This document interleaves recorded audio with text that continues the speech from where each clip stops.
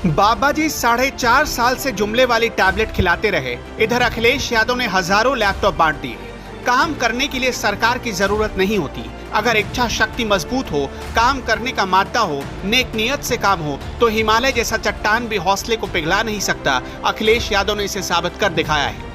आजमगढ़ में अखिलेश यादव ने मेधावी छात्र छात्राओं को लैपटॉप बांटे हैं। हजारों मेधावी छात्र छात्राओं को लैपटॉप बांटकर अखिलेश ने भविष्य का रास्ता खोला।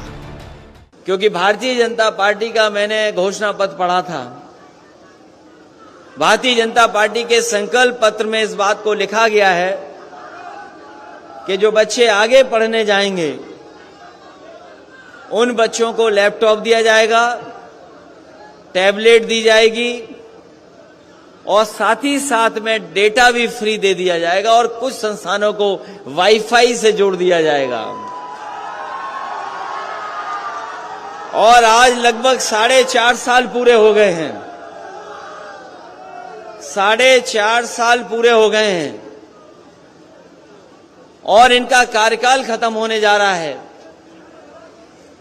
24 करोड़ की जनता जो उत्तर प्रदेश की है वो ढूंढ रही है कि भारतीय जनता पार्टी ने संकल्प पत्र में जो लिखा था कि हम लैपटॉप देंगे बच्चों को, वो अभी ढूंढने से नहीं मिल रहा है कि आखिरकार भारतीय जनता पार्टी के लोग कब देंगे। आज जब अखबार उठा करके देखा है, आज जो अखबार उठा करके देखा है तो सुना है कि वो टैबलेट देने जा रहे हैं।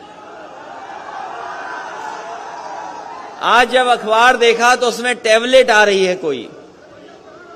हम उनसे जानना चाहते हैं कि 4.5 साल बताओ इन बच्चों को कौन सी टैबलेट देते रहे आप। अखिलेश यादव कोई सरकार में नहीं है, मुख्यमंत्री भी नहीं है। जो जुमलेबाज पार्टी ने लैपटॉप देने का वायदा किया था वो वोट लेकर सो गई और अखिलेश ने बिना सरकार में रहते हुए बिना वायदे के बच्चों को लैपटॉप बांट दिए। कोरोना काल के दौरान अखिलेश के बांटे लैपटॉप ही लोगों को घर बैठकर रोजगार के रास्ते देते रहे। इसे ही कहते हैं विजनरी लीडरशिप। अगर योगी आदित्यनाथ कुछ सीखना चाहते हो तो अखिलेश से ये सीख सकते हैं। सिर्फ नफरत फैलाने से राजनीति नहीं होती, साफ राजनीति के लिए नियत भी साफ होनी चाहिए। भारतीय जुमलेबाज पार्टी चाहे तो सीख सकती है, ये उसके ऊपर है। और मुझे खुशी है इस बात की कि जिस समय समाजवादी सरकार में लैपटॉप बांटे जा रहे थे उस समय हो सकता है कुछ लोग किसी तरीके से सोचते हों, लेकिन मुझे इस बात की खुशी मिली कि जिस भी नई पीढ़ी के हाथ में मैंने लैपटॉप दिया था वो न जाने कितना खुश हो गया था। और मैंने यही कहा ये लैपटॉप हम दे रहे हैं आपको, न केवल ये जानकारी हासिल कर देगा, आपको पढ़ाई में मदद करेगा और अगर कोई बड़ा सपना देखोगे तो उस सपने को पूरा करने के लिए ये लैपटॉप आपकी मदद करने का काम करेगा। और बड़े पैमाने पर लैपटॉप बांटे गए और ये हमारे साथी जो तख्ती लेकर के आए हैं वो जानते होंगे कि किसी गांव में आप चले जाओ तो कहीं ना कहीं कोई एक ऐसा बच्चा मिल जाएगा जिसको समाजवादी सरकार में लैपटॉप मिलने का काम हुआ था। और वो लैपटॉप ऐसे हैं, वो लैपटॉप ऐसे दिए गए थे, वो लैपटॉप ऐसे मिले थे कि अगर आज भी उसको ऑन करोगे आप तो उसमें नेताजी और हम ही लोग दिखाई देते हैं, कोई दूसरा नहीं दिखाई दे रहा है। इसलिए ये जो हमारे बाबा मुख्यमंत्री जी बहुत चिंतित हैं कि कौन आ रहा है। ये जो हमारे बाबा मुख्यमंत्री जी बहुत सोच विचार में पड़ गए हैं कि कौन आ रहा है। मैं उनसे कहना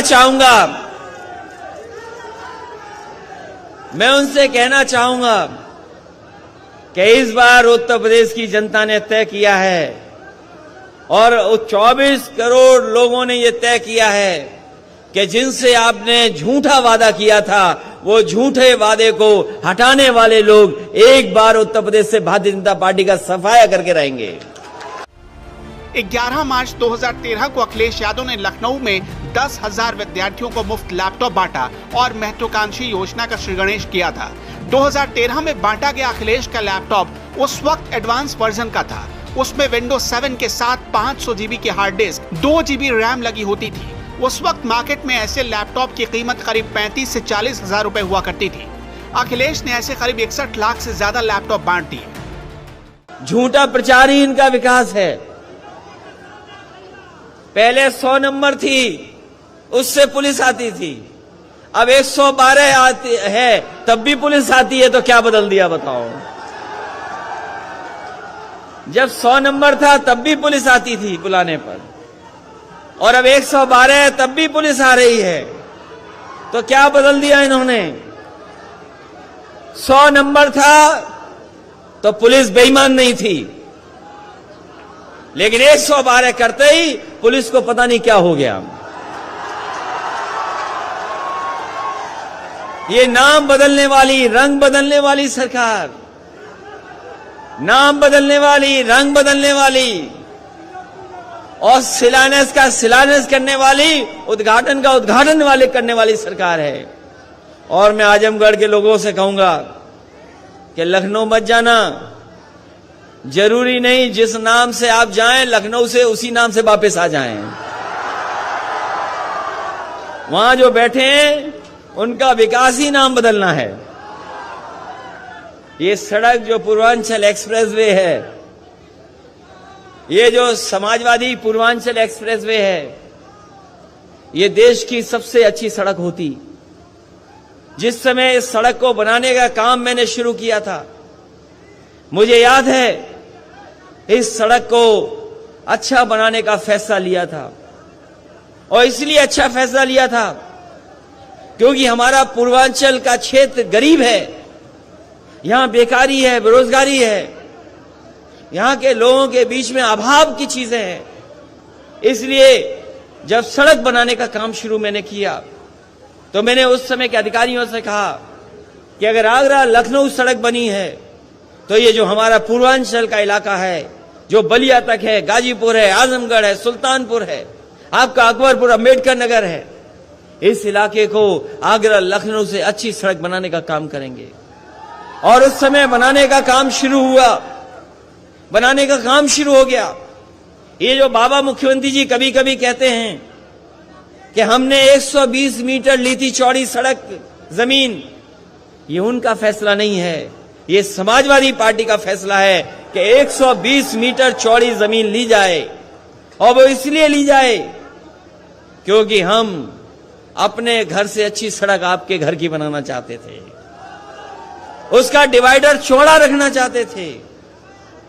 उसका डिवाइडर चौड़ा होता, अगर मापदंड से काम होता, और जिस तरीके से समाजवादी सरकार सड़क बना रही थी, तो आपके इस सड़क का डिवाइडर चौड़ा होता, 12 मीटर होता। लेकिन बाबा जी ने कभी सड़क तो बनाई नहीं, हाथ में कुछ और थामा, जिसके कारण 12 मीटर का डिवाइडर छोटा हो गया। अखिलेश खुद भी अच्छी यूनिवर्सिटी से पढ़ चुके हैं, उन्हें टेक्निकल एजुकेशन का महत्व अच्छे से पता है। इसलिए उनकी दूरदर्शी सोच का ही परिणाम रहा कि उनकी सरकार ने सरकार आने से पहले और सरकार आने के बाद बच्चों को यानी देश के होनहारों के हाथ में डिजिटल शक्ति दे दी, और वो भी चुपचाप, डंकाधिपति की तरह ढिंढोरा नहीं पिटा।